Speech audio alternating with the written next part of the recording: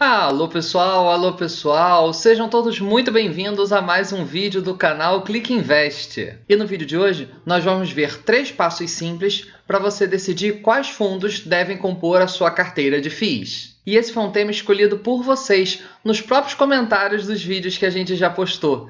Então é muito frequente receber perguntas assim: poxa, Nádia, mas como que eu vou estudar um fundo para saber se eu tenho ou não que ser sócio dele? Que critérios que eu vou olhar? Como eu vou estudar para decidir os fundos que vão estar na minha carteira? Por isso, continuem deixando nos comentários aqueles temas que vocês querem que sejam tratados aqui no canal. E para quem não sabe, estão abertas as inscrições para o nosso curso presencial em janeiro. O link está aqui, é só clicar para ter acesso às informações. Então vamos para o nosso tema. Como montar uma carteira de FIIs? É natural que quando a pessoa está começando a investir em qualquer tipo de investimento, seja ações ou FIIs ou renda fixa, ela não sabe como começar, o que olhar, quais ativos merecem ser estudados, quais não, e como fazer o filtro sobre quais vão ser os primeiros fundos os quais ela vai investir. Hoje, na B3, que é a Bolsa de Valores, nós temos mais de 160 fundos listados. Não é tanto assim se a gente comparar com o mercado de ações, que tem mais de 350 empresas, mas a gente já consegue, de saída, já aplicar um filtro. A minha sugestão é que você comece estudando aqueles fundos que fazem parte do IFIX, que é o Índice de Fundos Imobiliários da B3. E por que isso? Porque os fundos que fazem parte do IFIX são aqueles fundos mais populares, fundos mais líquidos, fundos onde você vai ter mais facilidade para comprar e vender cotas quando você quiser. Fora do IFIX, em geral, estão os fundos menos conhecidos. Fundos que às vezes podem passar dias ou semanas sem nenhum negócio, sem ter pessoas que queiram comprar e vendê-lo. Se você der os seus primeiros passos no mercado de fundos imobiliários dentro daqueles fundos do IFIX, você vai ter uma liquidez muito maior. Além disso, em geral, são fundos que divulgam mais informações, que trazem mais transparência para suas atividades, o que é algo absolutamente fundamental. Claro que existem exceções de fundos no IFIX que não têm uma boa qualidade de informação, mas a média, sem dúvida, é muito melhor. E quando você for estudar um determinado fundo, você vai ler os 6 últimos relatórios mensais. Esses relatórios não são um documento obrigatório, porém é um documento muito frequente. Muitos FIIs divulgam esse relatório. É através dele que o fundo vai te mostrar o que ele está fazendo, que tipo de fundo é. E através dele é que você vai começar a entender as qualidades e os defeitos, os benefícios e os riscos daquele fundo específico. Eu sempre sugiro que você leia os últimos 6 para você ter uma mínima noção de um filme do que está acontecendo com o fundo. Se você só pegar o último, talvez você vai ficar muito limitado só à performance daquele mês, só sobre o que aconteceu naquele mês.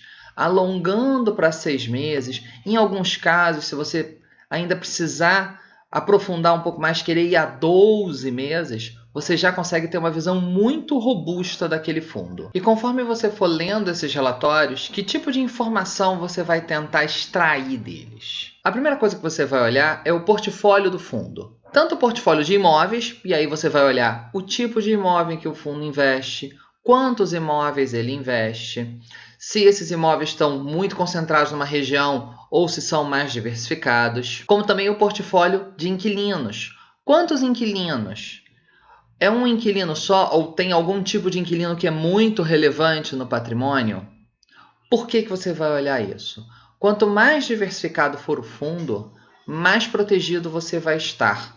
Na hora que acontecer um problema com um imóvel ou um inquilino, se aquele imóvel, aquele inquilino, for pouco relevante dentro da carteira do fundo, o abalo vai ser mínimo, se é que vai ter algum abalo.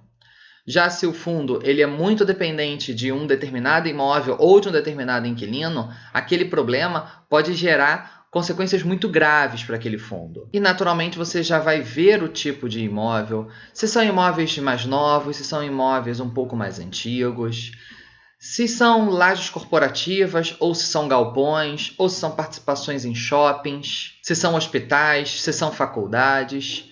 E por que você vai buscar essas informações? Porque cada mercado tem a sua particularidade. Cada tipo de imóvel tem o seu risco, tem o seu benefício. Com o tempo eu pretendo ir fazendo vídeos aqui para poder explicar cada mercado específico e o que a gente espera dele. A segunda coisa que você vai olhar é a governança do fundo.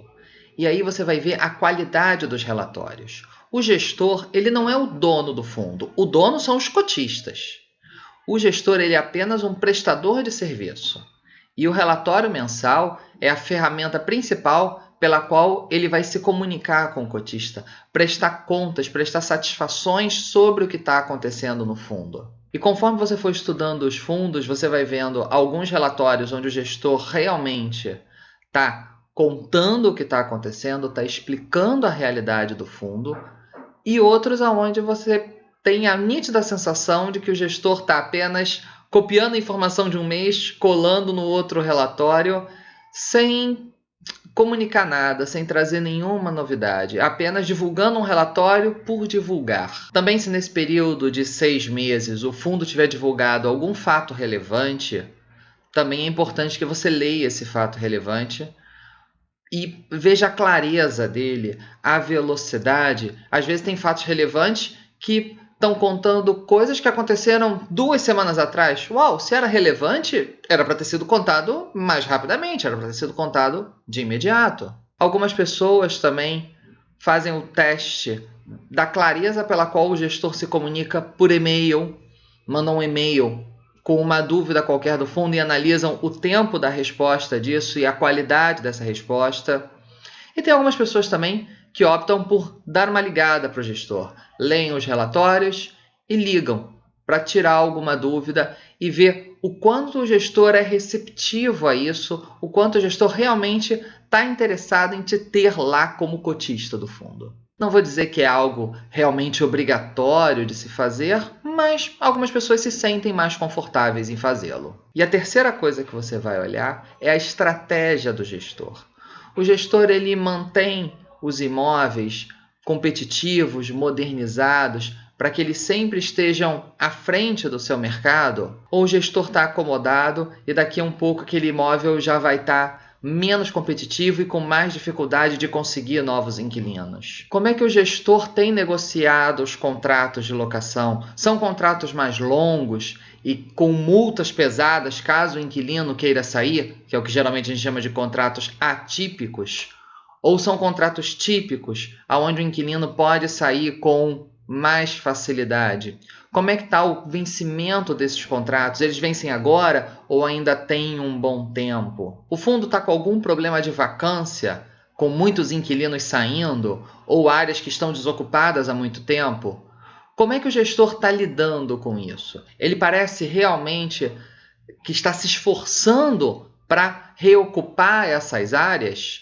Ou será que ele está mais inerte e nenhuma solução clara aparece no curto prazo? Claro que você vai analisar isso levando em consideração o tipo de imóvel, se é um imóvel mais específico ou se está numa região que está passando por algum problema, mas sempre levando em consideração que a vacância, ela não só é uma perda de receita, porque é uma área onde não tem nenhum inquilino que esteja pagando aluguel, como ela ainda por cima é uma fonte de despesas. Por quê? A manutenção do imóvel é do fundo, que é o proprietário do imóvel, o condomínio, se for o caso, o IPTU, tudo isso fica para o proprietário enquanto não tem inquilino. O proprietário, nesse caso, é o fundo. Em alguns mercados, até para se conseguir atrair inquilinos, o fundo tem que dar algum tipo de carência, como não pagar os 6 primeiros meses, ou os 12 primeiros meses, os 3 primeiros meses, ou ter um contrato de aluguel com prestações crescentes, que vão começar bem baratinho e depois elas vão subindo. Isso é natural. E você vai vendo, então, a estratégia do fundo, a lógica que o gestor está empreendendo no fundo, para você ver se você entende que o gestor realmente está diligente, ele está buscando o melhor do fundo, e se você está confortável com aquela estratégia e tem vontade de ser sócio dela. E conforme você for estudando os fundos, você vai vendo aqueles que mais te interessam e aqueles que não te interessam. E com esses fundos que você gostou, é que você vai começar a sua carteira de FIIs e já dando os primeiros passos na construção do seu patrimônio em fundos imobiliários. E uma última dica. Quando você decidir se tornar sócio de um certo fundo imobiliário, pegue um papel ou escreva no seu computador 3 qualidades que você viu naquele fundo. Pode ser a clareza do relatório, ou a localização dos imóveis, ou o tipo de contrato, ou o bate-papo que você teve com o gestor, não importa.